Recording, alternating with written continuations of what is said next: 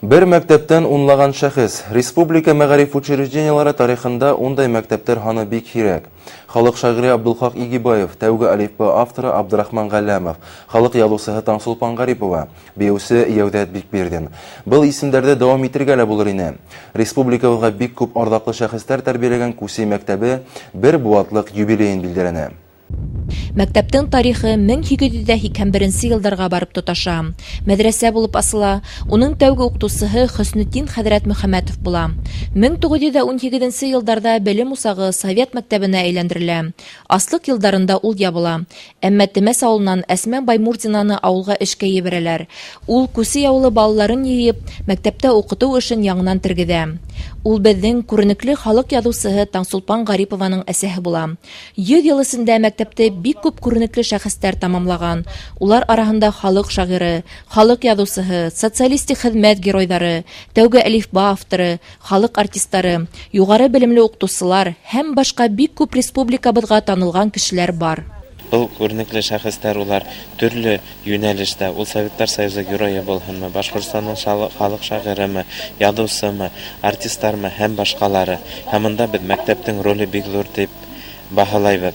Чөнки ысынлап та ядучысыны ла, шагыйрьде ла, артистты ла, уны ябай укытучы тәрбияләй. Был байрамга Күсе мәктәбен төрле елларда тамамлаган укучылар, изге эштәре, тырыш хезмәттәре менән дан алган авылдашлар йыелды. Улар барыһы ла йөрәкләрендә һаклаган истәлектәре менән бүлешеп, үҙләрен укыткан укытучыларга рәхмәт һүҙләрендә еткерергә ашыҡты.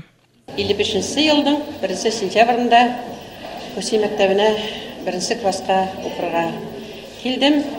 Шакыра ул мәктәп минең өчен бер хабак алу урыны гына булманы, бер изге урын ине. Яшәү мәгънәһен баланы яратуга багышлаган әсәемнең рухын мәктәптә шулай тугры хаклаударына, уга бис куюдарына һәм авыл халкы үзе харап, ул йөргән урамга, мәктәпкә йөреп эшләгән урамга Әсмә Баймурзина исемен бирү менән гурурланам һәм авыл халкына рәхмәтем дә бик зур.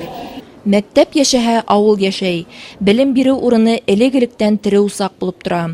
Юбилейга килгән авылдаштар ошоны телгә алып китте. Төпкөл авыл булуга карамастан, әлеге көнгә тиклем белем усагының һаклануына куаныс белдерделәр. Күсе мәктәбенә лә замана елдәре кагылмай калмаган. Балалар һаны азаю сәбәпле, ул хәзер 9 еллык белем бирү мәктәбенә әйләндерелгән.